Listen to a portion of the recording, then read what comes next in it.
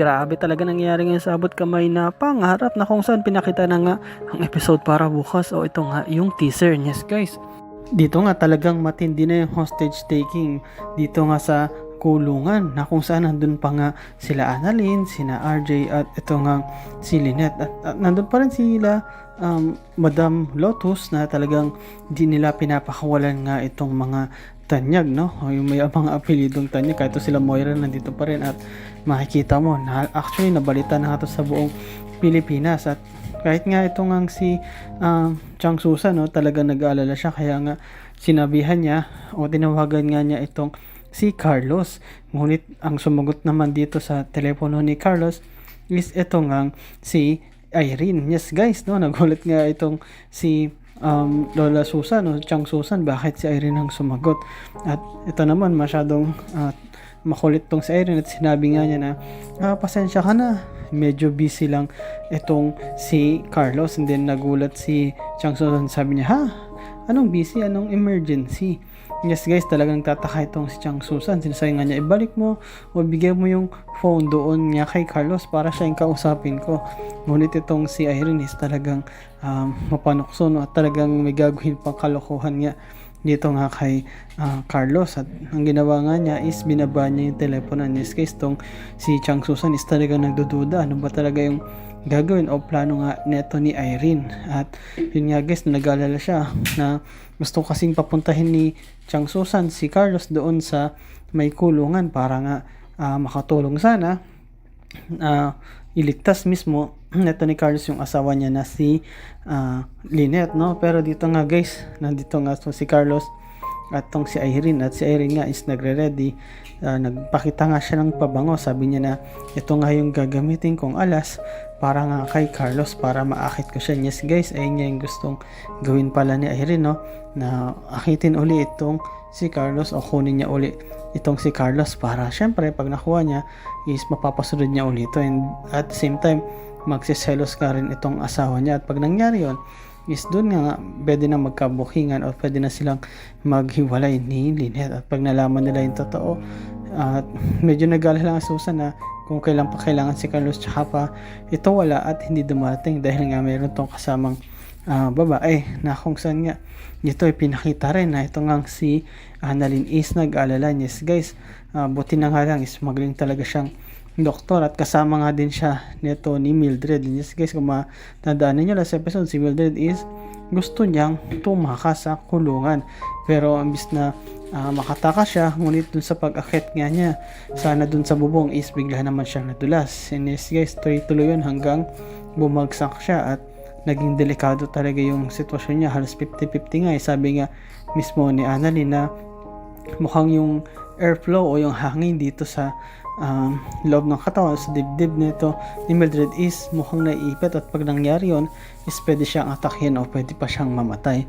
At nandun nga rin, nakasunod nga rin itong si Zoe at napagbigyan siya, no, para mag-assist nga dito kay Annalyn na gamutin nga o hanggat maaari is mailigtas itong si Mildred kasi delikado talaga yung sitwasyon niya ngayon kasi nga halos di na siya makahinga.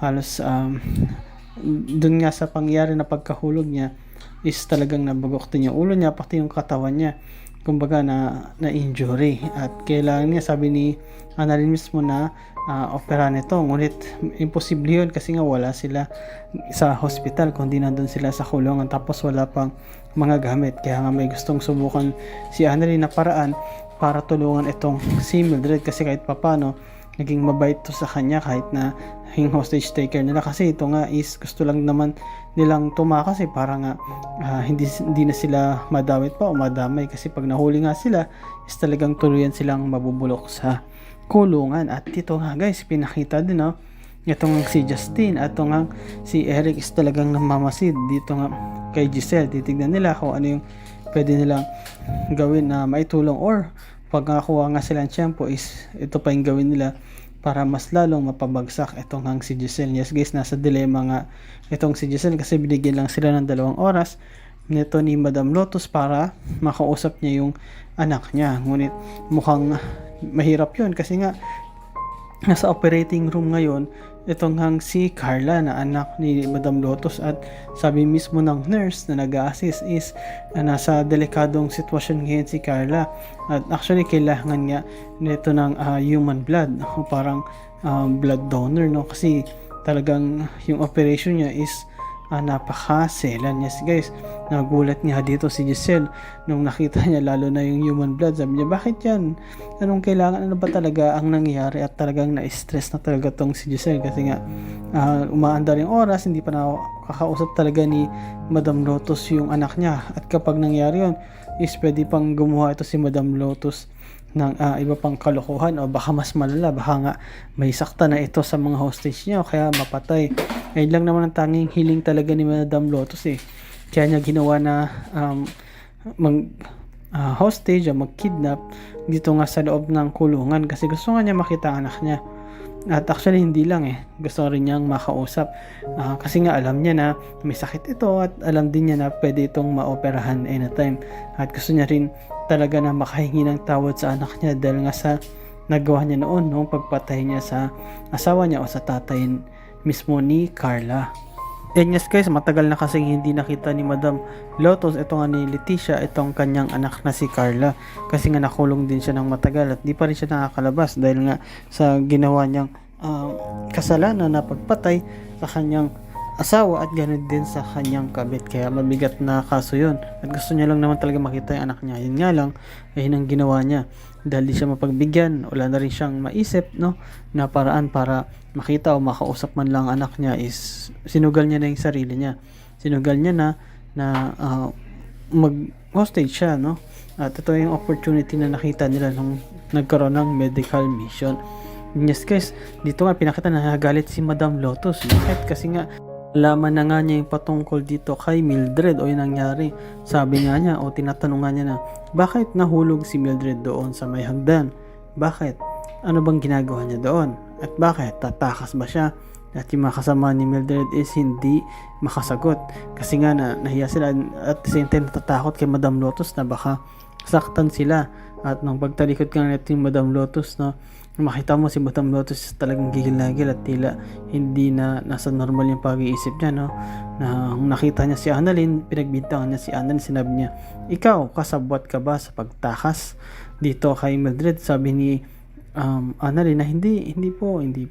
At sinasabi pa ni Madam Lotus na ikaw ba nagplano, nag-udyok dito kay Mildred na umalis? Ngunit sinasabi nga ni Annalyn na hindi po, which is totoo naman, wala namang kinalaman si Annalyn kundi dinamay pa nga siya. At makita mo talaga si Madam Lotus na tila nag-hysterical na, kumbaga parang tantrums na nga to at hindi talaga normal yung pag-isip niya na anytime pwede talaga siyang manakit ng kahit na sino, lalo na sa mga hostage niya, at lalo na at meron siyang hawak na baril. Kapag ganyan pa naman ang utak ng mga hostage taker, hindi mapalagay, depressed or kung ano iniisip, talagang malabo na yan. Kadalasan pwede silang makagawa ng hindi maganda kahit hindi nila normal na nagagawa yan, pero dahil depressed nga sila may pressure din, so mahirap yun guys. Actually meron na nga mga pulis o SWAT na nga doon sa labas ng kulungan, tabayan na lang kung ano yung gagawin nila para mailigtas nga tong mga hostage, laban nga dito sa mga hostage taker. Pero yun nga guys, ang tanong dyan guys is, makakatakas pa ba talaga itong sila Annalyn, sila Moira, itong hang sila Zoe, si RJ at si Lynette dito sa mga kamay ni Madam Lotus o ng gang ni Madam Lotus? At ano kaya mangyari kay Madam Lotus? Pagbibigyan kaya siya na makausap niya ang kanyang anak? Makakalabas ba itong si Madam Lotus sa bahay niya? Ano kayang gagawin ni Giselle para makausap mismo ni Madam Lotus itong anak niya na si Carla kahit na inooperahan ito? At kapag hindi kasi niya nagawa yun, pwedeng may mamatay doon nga sa mga kamag-anak niya na tanyag. At kung sakali is talagang ang masisisi dito ay itong ang si Giselle, kagaya nga sabi ni Madam Lotus na kapag may napahamak sa inyo o namatay, wala kang ibang sisisihin kundi si Giselle sapagkat hindi niya ako binigyan o pinagbigyan sa kahilingan ko. Yan yes guys, ano kaya mangyari bukas? So abangan natin yung full episode niyan, at salamat pa rin guys sa patuloy niyong pagsuporta sa akin, sa inyong panonood, sa inyong pag-like, pag-comment at pag-share. At yun lang guys, ingat palagi.